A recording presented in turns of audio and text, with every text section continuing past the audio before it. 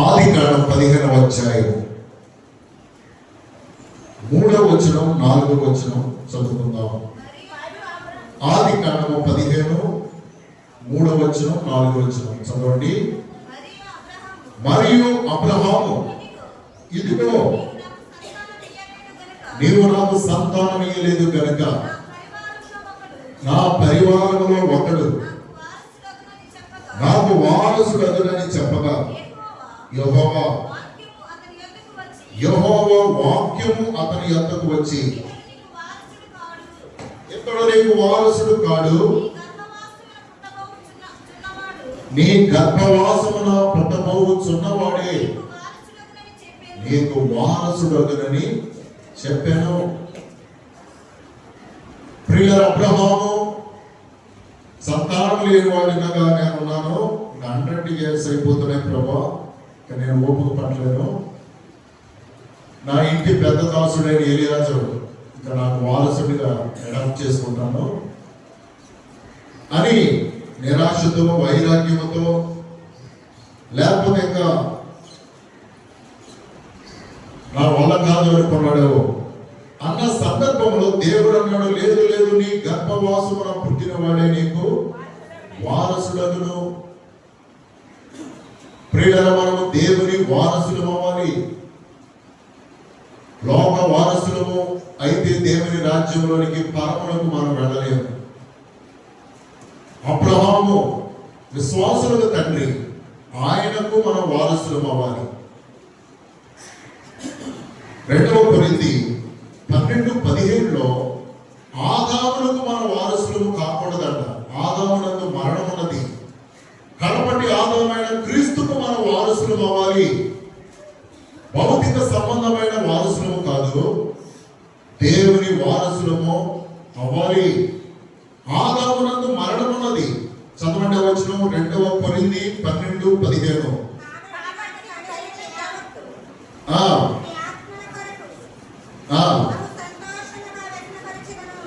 Sorry 1వ కొరింథీ అండి నేను చెప్పినది. 1వ కొరింథీ 15:22. అది అవసరమే, అది వచ్చే వస్తుంది. దేవుని వారసులం, ప్రేమ నివాసులము. 247.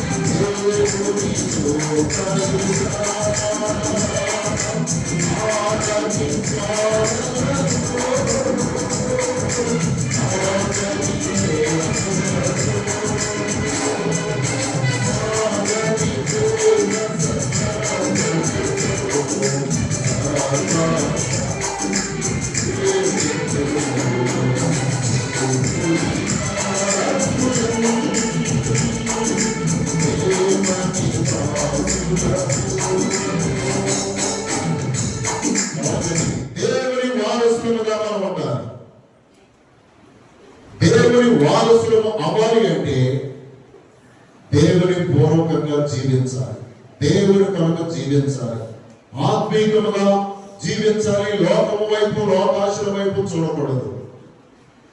దేవుని వారసులం అవ్వాలి. ప్రియుల ఈ లోకంలో ఉండగానే సభ్యత్వం, పరలోకం వెళ్ళిన తర్వాత వారసత్వం అక్కడ రిజిస్ట్రేషన్ అవుతుందంటే అవ్వదండి. కొన్నింటికి ఒక చోట రిజిస్ట్రేషన్, కొన్నింటికి ఎంట్రన్స్ ఉంటుంది. కొన్ని ఏదైనా ఫామ్ హౌస్లు కానీ, లేకపోతే నాకు ప్రస్తుతానికి గుర్తుకు రావట్లేదు, టికెట్ బుకింగ్, దాన్ని ప్రదర్శించేది మరొక చోట ఉంటుంది. అలాగే ఇక్కడ దేవుని వారసులుగా మనం రిజిస్టర్ అవ్వాలి. పరలోకం అనే ఆ అద్భుతమైన ప్రపంచంలోనికి మనం ఎంట్రన్స్ అవుతాం, ఆహ్వానితులం అవుతాం. ఇంకా నువ్వు సినిమాలు, షికారులు, దేవుని వారసత్వం ఇవన్నీ కూడా డిలీట్ అయిపోవాలి. పాప జీవితం, నైతిక విలువలు, విశ్వాస జీవితం, పరిశుద్ధాత్మను కలిగి ఉండటం. చదవండి 1 కొరింథీ 15:22. ఆదామునందు అందరూ ఎలాగూ మృతి పొందుతున్నారో అలాగనే క్రీస్తునందు అందరూ. అవునండి, ఆదాము నుండి వచ్చేమో కానీ మనం ఆదామునకు వారసులు కాకూడదు. ఆదాము నుండి పాపం వచ్చింది, ఆదాము నుండి మరణం వచ్చినది, నిత్య జీవం లేదు. ఆదాము నుండి లోపం వచ్చిన క్రీస్తులో మనం ఒక స్టెప్ తీసుకోవాలి. మారు మనసు, బాప్తిస్మము, బలారాధన, క్రీస్తు వెలుగులోనికి మనం దూకేయాలి. క్రీస్తు తోటి మనం వారసులం అవ్వాలి. ఇంకా చాలా మంది ఆదాముకే వారసులుగా ఉన్నారు. పాప నియమాలకు, లోక జీవితానికి. ప్రియుల ఆధ్యాత్మిక జీవితము క్రీస్తుకు వారసులను చేస్తారు. ఆదామునందు అందరూ మృతి పొందారు, క్రీస్తునందు అందరూ బ్రతికింపబడ్డారు. కనుక మనం క్రీస్తుకు వారసులం అవ్వాలి. ఆదాముకు నుండే జనరేషన్ వచ్చింది, ఎన్నో జనరేషన్లో. కానీ ఆదాముకు మనము శరీర సంబంధమైన వారసులము కాదు, క్రీస్తుకు వారసులము అవ్వాలి. ఎప్పుడైతే బాప్తిస్మము రక్షణ పొందుతామో క్రీస్తులో వెలుగులోనికి రావటం, ఆశ్చర్యకరమైన వెలుగులోనికి. చాలా మంది బాప్తిస్మం పొందలేదేమో ప్రియులరా. వాయిదాలు వేయవద్దు, వెయిట్ చేయవద్దు. ఏదో ముందు ఏయో కార్యక్రమాలకు బాప్తిస్మమును వాయిదా, రక్షణకు వాయిదా వేయకూడదు. రక్షణ పొంది ఏదైనా ఆశీర్వాదకరంగా మనం జీవించాలి. కొన్ని వచనాలు మనము దేవుని వారసులు అవడానికి మనం చూడాలి. దేవుని వారసులే పరలోక రాజ్యంలోనికి 2వ రాకడలో ఎత్తబడతారు. అందరూ భూమి మీద జీవిస్తారు. దేవుని వారసులు మాత్రమే పరలోక రాజ్య ఆహ్వానితులు.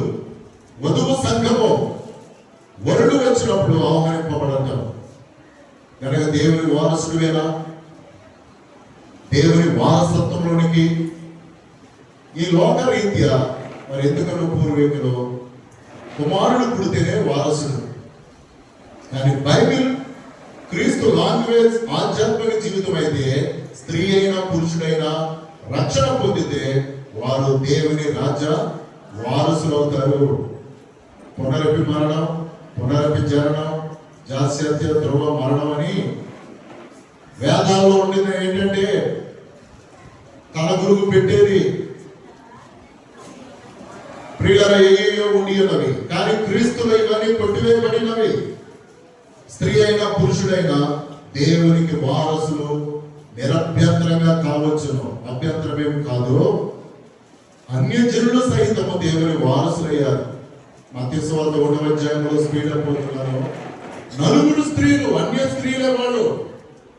లోకరీత్యా అసలు అభాగ్యులు అయినను వారు దేవుని వారసులయ్యారు. స్త్రీలు తామారు, రూతు, రాహాబు, బత్షెబ.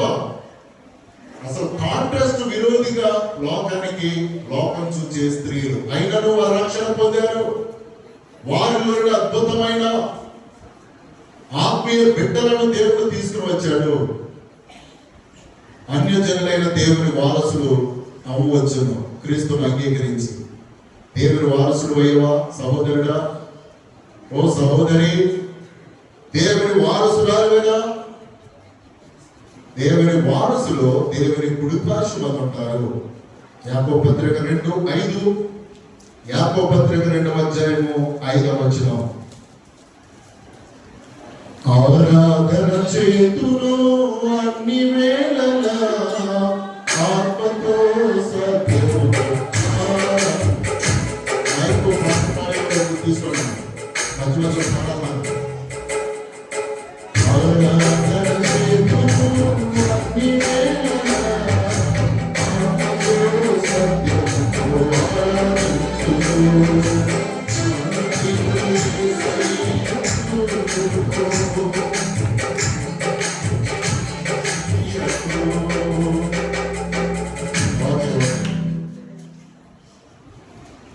యాకోబు పత్రిక 2:5. అమ్మా, నా ప్రియ సహోదరులారా, బాగా స్పష్టంగా ఉండాలి, వాయిస్ గంభీరంగా ఉండాలి, నిదానంగా ఉండాలి. ఓకే, చదవండి. నా ప్రియ సహోదరులారా, ఆలకించుడి. ఈ లోక విషయంలో దరిద్రుడైన వారిని భాగ్యవంతులుగా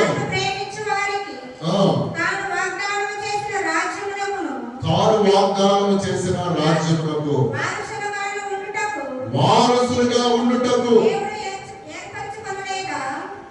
మిమ్మలను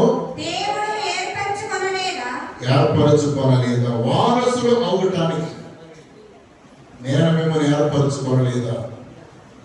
ప్రియులారా, దేవుని వారసులుగా మనం ఈ లోకంలో జీవించాలి. క్రీస్తు కొరకు పాటుపడాలి, శ్రమ పడాలి, ఖర్చవ్వాలి. దేవుని వారసత్వం అనే సిటిజన్షిప్, అమెరికాలో గ్రీన్ కార్డు ఉంటే అతడు పండిపోయినట్టే, అన్ని అవైలబిలిటీ ఉంటాయి. గ్రీన్ కార్డు 10 సంవత్సరాల అక్కడ అనుభవం ఉండాలి, సీనియారిటీ కనపట్టుకోకూడదు, ఏ రిమార్కు రాకుండా అమెరికా దేశం యొక్క పౌరుడిగా గ్రీన్ కార్డు కొరకు ఎంతో మంది అటువరకు కూడా ఎదురు చూస్తూ ఉన్నాడు. అది వచ్చిందా ఎన్ని ఎలివెన్స్ ఉంటాయంటే ఎక్కడికి వెళ్ళిన వాళ్ళకి చాలా రాయితీలు ఉంటాయి. అలాగే మనకు కూడా పరలోక పౌరులుగా మనం ఉండాలి, దేవుని వారసులుగా. ప్రియులరా, రక్షణ పొంది విశ్వాస జీవితంలో అంతము వరకు నిలబడేటువంటి వారిగా ఉండాలి. ఎఫెసీ పత్రిక 3:6. ఎఫెసీ పత్రిక 3:6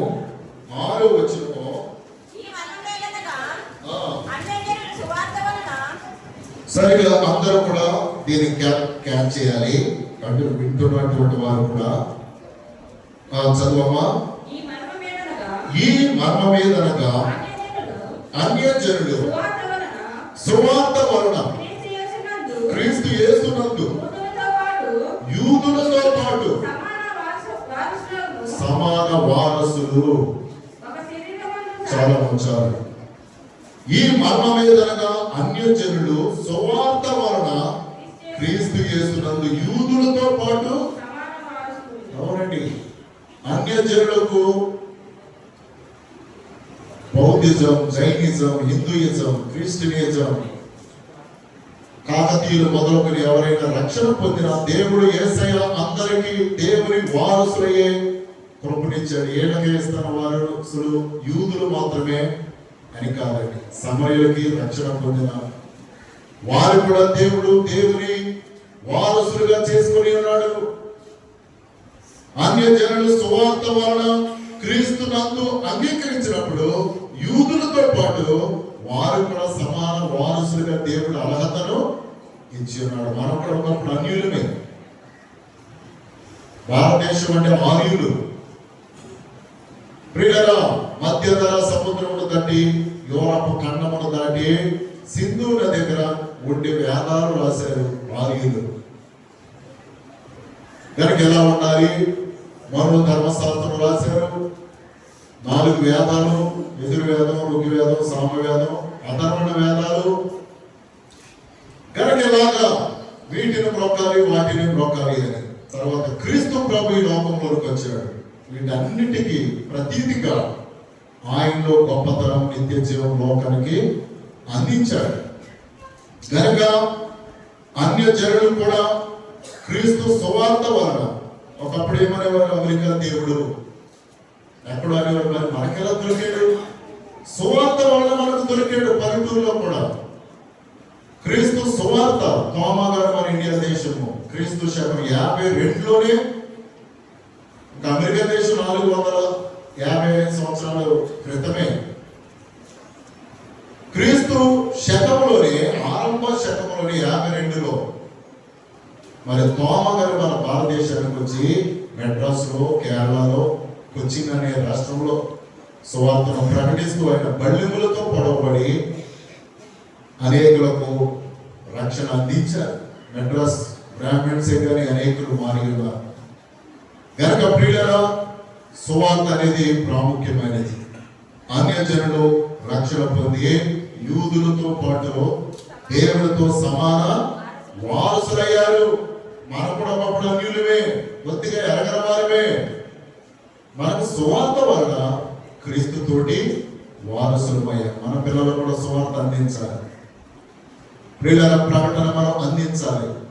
మనం దేవుని వారసులమయ్యి మన పిల్లలు దేవుని వారసులు అవ్వకపోతే వారొక చోట మనమొక చోట ఉంటే దానికి మించిన మెజరబుల్ దురదృష్టం అంటారు కదా, అలా ఉండకూడదు. మనం దేవుని వారసులం అవ్వాలి.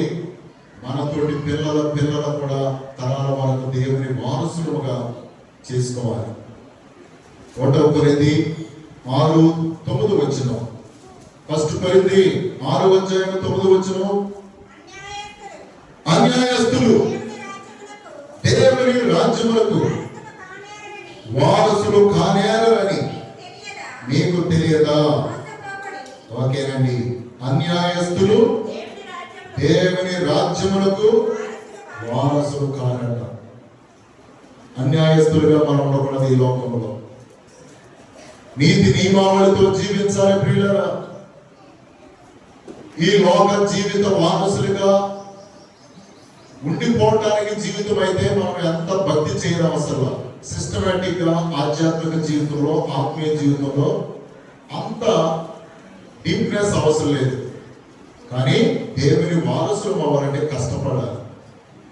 క్రీస్తు ప్రభు కూడా దేవుని వారసుడిగా ఈ లోకానికి వచ్చాడు. మార్కు సువార్తలో ఆ ప్రియమైన కుమారుడు ఈ లోకానికి వచ్చినప్పుడు ద్రాక్ష తోట కాపులు అందరూ కూడా అతని పుట్టి కొరపానముతో చంపివేసి ఉన్నారు. అంటే ఏంటి?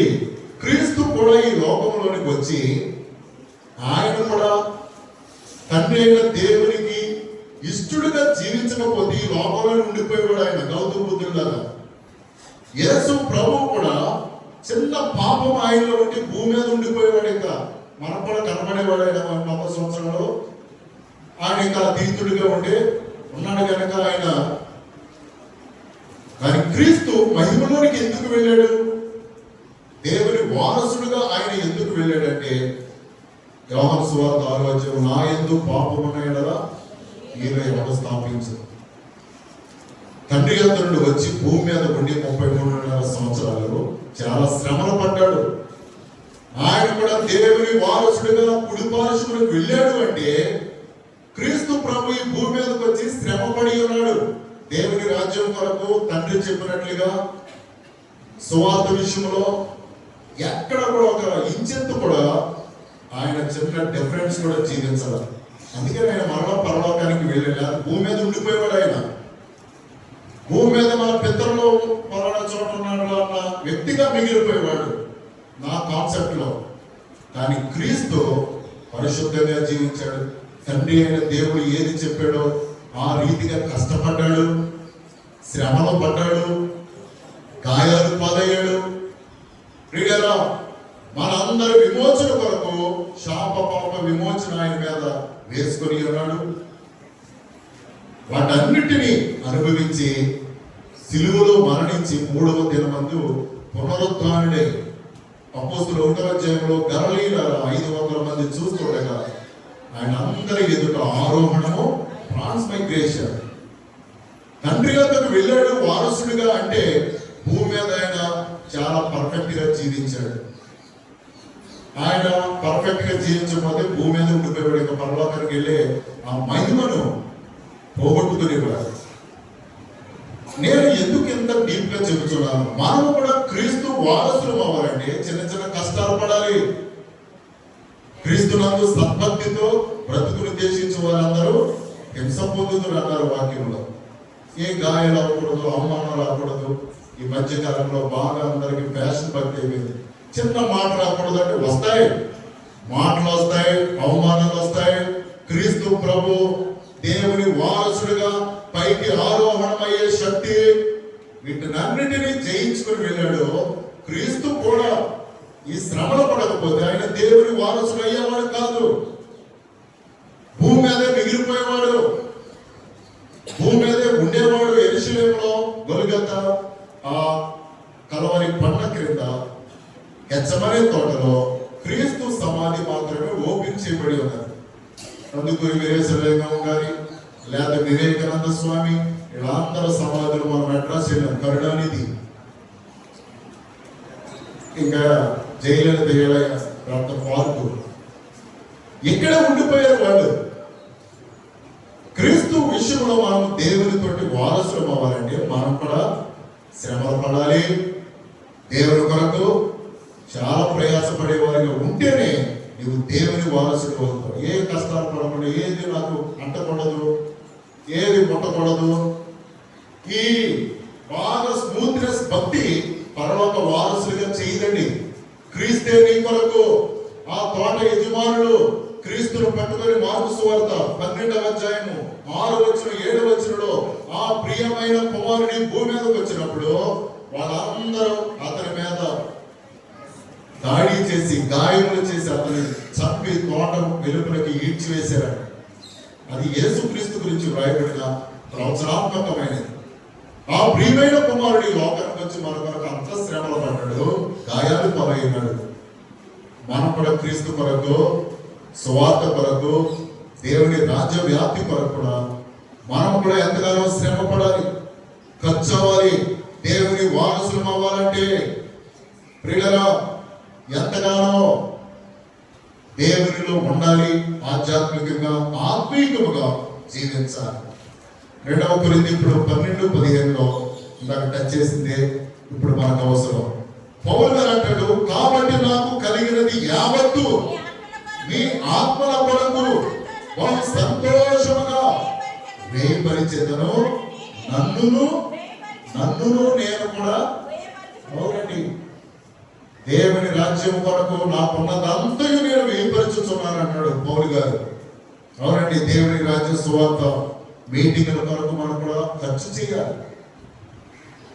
జాషువా కూడా చాలా కమిటీ వాళ్ళు, యూత్ వాళ్ళు, స్త్రీలు చాలా చేయించున్నారు. ప్రియులారా, నాకు చాలా ఆనందమైంది. ఈ సంవత్సరం వాటికి ప్రతిదీ ఖర్చుతో కూడింది. అవును, దేవుని రాజ్య వారసులమైన మనకున్న దానిలో దేవుడు ఏమన్నాడు, 90ని వాడుకో, కనీసం 10 ఆరోగ్యమే కానీ, సమయమే కానీ, ద్రవ్యమే కానీ. 10వ వంతు అంటే కేవలం నీ ద్రవ్యమే కాదు, నీ సమయంలో, నీ ఆరోగ్యంలో నీకు ఇవ్వబడిన విలువను దేవుని కొరకు 10% వాడాలి. నువ్వు దేవుని వారసుడు అవుతావు. నేను దేవుని వారసుడు కదా అని దేవుని రాజ్యం కొరకు కూడా ఖర్చు అవ్వాలి. చాలా మంది అయ్యో బాబోయ్ ఒక 500 అనేటప్పటికి చాలా మంది ఇంకా నీవేం దేవుని వారసుడు, దేవుని రాజ్యం కొరకు సమస్తము నీకున్న ఆస్తి విలువలన్నీ నీ కొరకే ఖర్చు పెట్టుకుంటే ప్రభావం నీ రాజ్యం ఇచ్చేయంటే చీపు అంటాడు. నా కొరకు ఏమైనా వేయము. అవునండి, చక్కటి స్టాండ్లు ఇవన్నీ మీరు కూడా దృక్పథంతో, నేను కూడా అన్నీ చూసుకుంటాను. ఒక్కోసారి ఏది లేదో రాసుకుంటూ అన్నీ ఏర్పాటు చేసుకుంటాం. నేను కూడా ఖర్చు అవచ్చు. పౌలు గారు ఏమన్నాడు, నాకున్నదంతయు వేయపరిచెదను. 15వ వచనంలో కాబట్టి నాకు కలిగినది యావత్తు మీ ఆత్మల కొరకు సంతోషముగా వేయపరిచెదను, నన్నును నేను కూడా వేయపరచుకున్నాను. ఎందుకని పరలోక వారసులం అవ్వాలి, దేవుని వారసులము, క్రీస్తు తోటి వారసులము. గలతీ పత్రికలో మనము క్రీస్తు తోటి వారసులం అవ్వాలంటే మనం కూడా వేయమవ్వాలి, శ్రమలు పడాలి, ఖర్చు అవ్వాలి. ప్రియులరా, ఏమి అవ్వకుండా దేవుని వారసులం అయిపోతాం, దేవుని రాజ్య వారసులం అయిపోతాం అంటే కాదండి. యవనస్తులు కూడా ఎంతో చక్కగా దేవుని కొరకు ప్రయాసపడేటువంటి వారిగా ఉండాలి. యెహెజ్కేలు గ్రంథం 14:14 దేవుని వారసులు ఈ లోకంలో వంశ పారంపర్యంగా జనరేషన్గా ఇంటి పేరుని బట్టి ఉంటారు. కానీ బైబిల్ ఏం చెప్తున్నది? వాక్యము ఏహెజ్కేలు 14:14లో ఎవరు రక్షణ పొందుతారో వారే దేవుని వారసులు అవుతారు. పూర్వము దానియేలు, నోవహు, దానియేలు, యోబు, ఈ ముగ్గురు అట్టి దేశంలో ఉండినను వారు తమ నీతి చేత తమ్మును మాత్రమే రక్షించుకుంటారు. అవును ప్రియులారా, ఎవరి రక్షణ వాళ్ళది. మా తండ్రి గారు రక్షణ పొంది సువార్త చేశారు కానీ ఆటోమేటిక్ మాకు రాలా. నేను కూడా రక్షణ పొంది 21 రోజు ఉపవాసం. మా డాడీ మాకు వారసుడు అవ్వలేదు. రక్షణ పొందక ముందు ఎన్నడూ వాళ్ళు స్టేజ్ ఎక్కించలేదు. ధోని కానీ వెళ్ళరు, ఎప్పుడు కూడా వాళ్ళు రక్షణ పొందిన తర్వాతే. అవును ప్రియులారా, ఈ వాక్యము నోవహును, దానియేలును, యోబును, ఈ ముగ్గురు వంటి దేశంలో ఉండినను వారు తమ నీతి చేత తమ్మును మాత్రమే రక్షించుకుందరు. 18 వచ్చులో ఆ ముగ్గురు దానిలో ఉన్నను నా జీవముతుడు వారు తమ్మును మాత్రమే రక్షించుకుందరు. కుమారులైనను కుమార్తెలైనను రక్షింపజాలకుందురు. ఇదే ప్రభువు యెహోవా వాక్కు. 3వ 20 వచనంలో నోవహును, దానియేలును, యోబును, ఈ